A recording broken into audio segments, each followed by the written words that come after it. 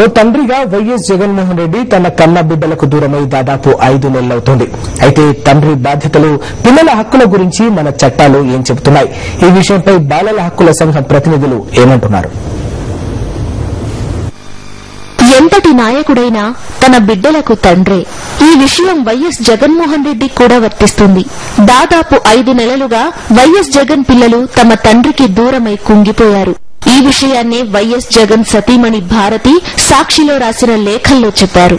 ఈ ఆవేదన భరితమైన అక్షరాలకు ఎన్నో హృదయాలు స్పందించాయి.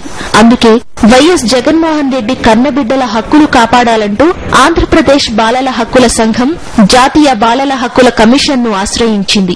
పిల్లల సంరక్షణ తండ్రి బాధ్యత అనే విషయాన్ని కమిషన్ కు గుర్తు చేసింది. అనేక కారణాల వలన వైఎస్ జగన్ కు బెయిల్ ను తిరస్కరిస్తూ వస్తే ఆ ప్రభావం ఆయన సంతానంపై పడుతుందని బాలల హక్కుల సంఘం అభిప్రాయపడింది. పిల్లలకు రాజ్యాంగం ఇచ్చిన హక్కులను కాపాడాల్సిన అవసరం ప్రతి ఒక్కరిపై ఉందని బాలల హక్కుల కోసం పోరాటకర్తలు అంటున్నారు. మేము బాలల హక్కుల సంఘంగా డిమాండ్ చేసేది ఏంటంటే, మీరు జగన్ హక్కులకు భంగం వాటిల్లా చేస్తున్నారని కోర్టులు చూసుకుంటాయి, కానీ మా పిల్లల హక్కులు భంగం వాటిల్లా చేస్తున్నారు.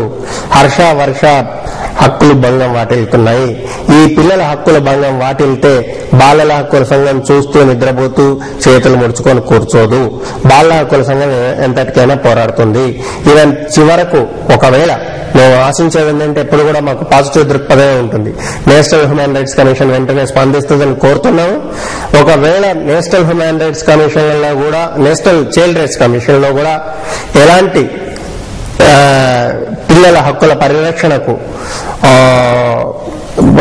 వెసులుబాటు దొరకకపోతే మేము సుప్రీంకోర్టునైనా ఆశ్రయిస్తాం.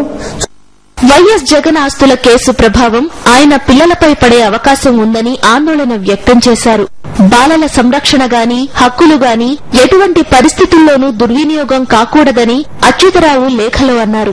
బెయిల్ ఇవ్వకుండా ఎన్నో రోజులు జైల్లో ఉంచడం దేశవ్యాప్తంగా జరుగుతుందని, బాలల హక్కులను దృష్టిలో పెట్టుకుని దీనిని నివారించాలని అచ్యుతరావు విజ్ఞప్తి చేశారు.